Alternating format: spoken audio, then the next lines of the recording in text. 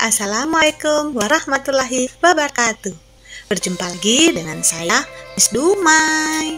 Hari ini saya akan membawakan koneksi antar materi modul 3.1, yaitu pengambilan keputusan sebagai pemimpin pembelajaran. Sebagai seorang guru, dalam kehidupan sehari-hari, baik di sekolah maupun di keseharian kita yang lain, terkadang kita dihadapkan pada sebuah keputusan yang perlu kita ambil. Keputusan yang diambil pun sangat sulit, perlu banyak pertimbangan, sehingga perlu waktu dan menguras pikiran agar keputusan yang kita ambil merupakan sebuah keputusan yang baik. Dalam pengambilan keputusan ini sangat baik jika kita kembali mengingat pandangan dari Bapak Ki Hajar Dewantara, terutama tentang filosofi Pratap Triloka, yaitu Ingarso Sung Tulodo Ing Madyo Mangunkarso Tuturi Handayani.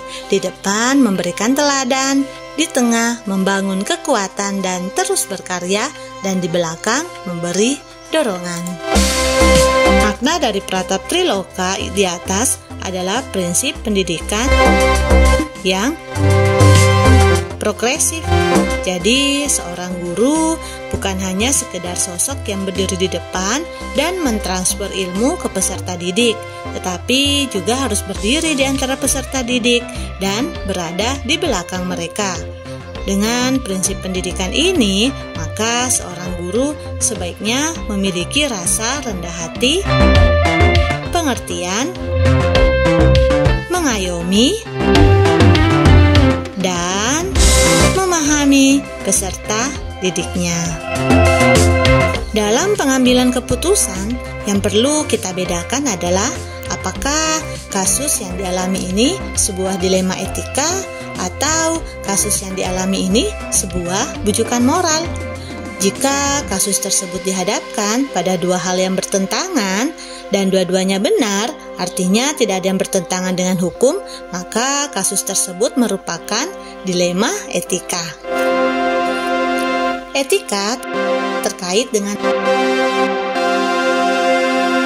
karsa, karena manusia memiliki kesadaran moral. Akal dan moral dua dimensi manusia yang saling berkaitan. Etika terkait dengan karsa, karena karsa merupakan unsur yang tidak terpisahkan dari perilaku manusia. Karsa ini juga berhubungan dengan nilai-nilai atau prinsip-prinsip yang dianut oleh seseorang, disadari ataupun tidak. Nilai-nilai atau prinsip-prinsip inilah yang mendasari pemikiran dalam mengambil suatu keputusan yang mengandung unsur dilema etika. Dari pengalaman kita bekerja pada institusi pendidikan, kita telah mengetahui bahwa hal berat harus dihadapi dari waktu ke waktu, terutama menghadapi yang namanya dilema etika. Ketika kita menghadapi situasi dilema etika, akan ada nilai-nilai kebajikan mendasari dan bertentangan, seperti cinta dan kasih sayang, kebenaran, keadilan, kebebasan, persatuan, toleransi, tanggung jawab, dan penghargaan akan hidup. Secara umum, ada pola, model, atau paradigma yang terjadi pada situasi dilema etika yang bisa dikategorikan menjadi satu individu lawan masyarakat. Kemudian yang kedua, rasa keadilan lawan rasa kasihan. Kemudian yang ketiga, kebenaran lawan kesetiaan.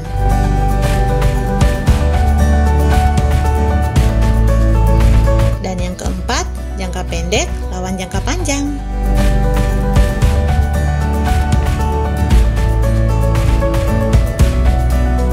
Materi pengambilan keputusan sebagai pemimpin pembelajaran yang diberikan melalui LMS, maupun oleh praktik pengajar dan fasilitator memberikan pemahaman yang luar biasa kepada saya dalam melihat sudut pandang lain selain yang selama ini saya lakukan dalam proses pengambilan keputusan. Yang paling menarik adalah saat kegalauan memilih keputusan yang akan diambil. Maka ada 9 langkah yang harus dilakukan agar keputusan tersebut bisa tepat dan efektif. Adapun 9 langkah tersebut adalah: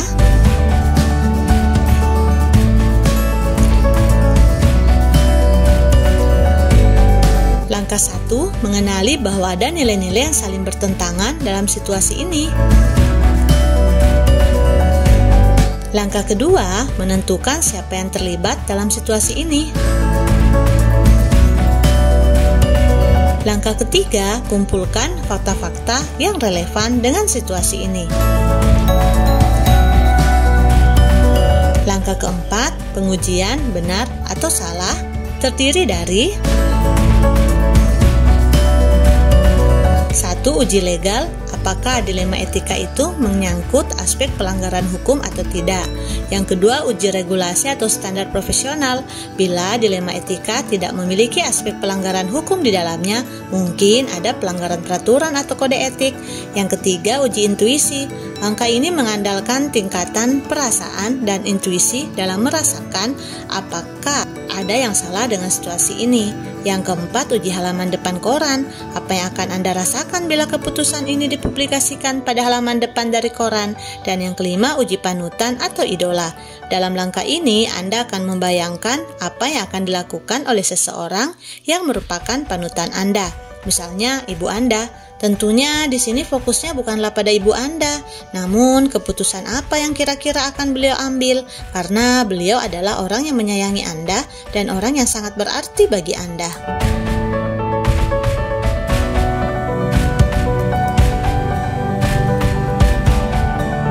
Langkah kelima adalah pengujian paradigma benar lawan benar. Kemudian, langkah selanjutnya yaitu langkah keenam, melakukan prinsip resolusi. Prinsip resolusi itu terdiri dari: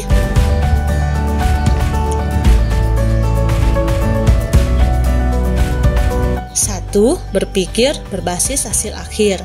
Yang kedua, berpikir berbasis peraturan. Dan yang ketiga, berpikir berbasis rasa peduli. Langkah selanjutnya yaitu langkah ketujuh adalah investigasi opsi trilema, mencari opsi yang ada di antara dua opsi. Apakah ada cara untuk berkompromi dalam situasi ini? Terkadang akan muncul sebuah penyelesaian yang kreatif dan tidak terpikir sebelumnya yang bisa saja muncul di tengah-tengah kebingungan menyelesaikan masalah. Langkah ke-8 adalah buat keputusan. Akhirnya kita akan sampai pada titik di mana kita harus membuat keputusan yang membutuhkan keberanian secara moral untuk melakukannya. Langkah terakhir yaitu langkah ke-9. Lihat lagi keputusan dan refleksikan. Ketika keputusan sudah diambil, lihat kembali proses pengambilan keputusan dan ambil pelajarannya untuk dijadikan acuan bagi kasus-kasus selanjutnya. Untuk sampai pada 9 langkah tersebut, pastilah bukan hal yang mudah untuk melakukan proses tersebut. Perlu pendampingan ekstra agar benar-benar bisa memahami konsep yang ada. Cara terbaik yang dilakukan adalah dengan teknik coaching, agar guru bisa menemukan sendiri apa yang mereka akan lakukan dalam proses pengambilan keputusan tersebut. Teknik coaching ini akan memberikan pengalaman ekstra kepada seorang guru untuk menentukan sikap berdasarkan prinsip yang akan diambil, dan biasanya akan kembali lagi pada nilai-nilai yang ada pada diri seorang guru, sehingga terkadang keputusan yang diambil antara guru yang satu dengan yang lain akan berbeda walau pada kasus yang sama. Tetapi hal yang perlu diperhatikan adalah bagaimana keputusan tersebut berdampak pada terciptanya lingkungan yang positif, kondusif, aman dan nyaman, serta berpihak kepada murid. Materi pengambilan keputusan sebagai pemimpin pembelajaran yang sudah saya dapatkan sangat mempengaruhi perubahan pola pikir saya yang selama ini saya percaya. Pengambilan keputusan terhadap dilema etika seringkali dilakukan berdasarkan prinsip peraturan, sehingga terkadang hasil akhir menimbulkan rasa tidak nyaman.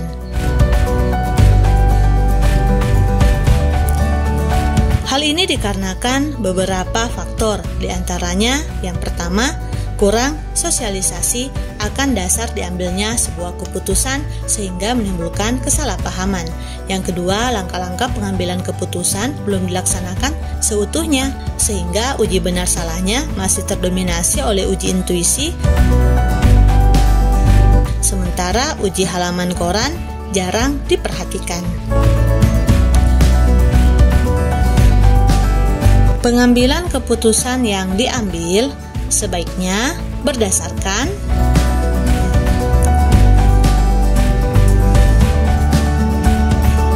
setidaknya 2 prinsip pengambilan keputusan. Karena untuk kasus-kasus tertentu sangat sulit apabila keputusan yang diambil mencakup 3 prinsip sekaligus, yaitu berbasis peraturan, peduli, dan hasil akhir. Misalnya untuk kasus yang melanggar aturan atau kesepakatan sekolah.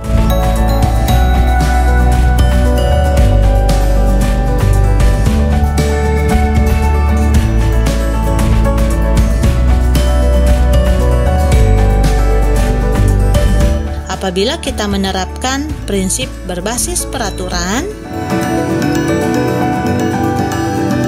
maka rasa peduli akan terabaikan.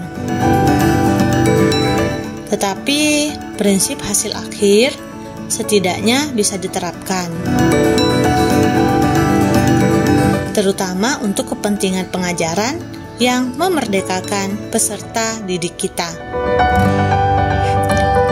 Keputusan yang diambil sebaiknya dapat mempengaruhi kehidupan atau masa depan peserta didik agar mereka tumbuh menjadi pribadi yang positif.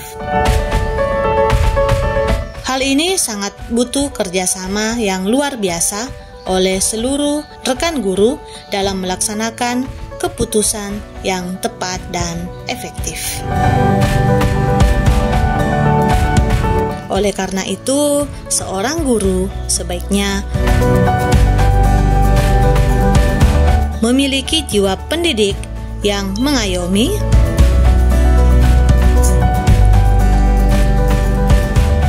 yang sesuai dengan filosofi Pratap Triloka, berdasarkan pandangan dari Bapak Ki Hajar Dewantara melalui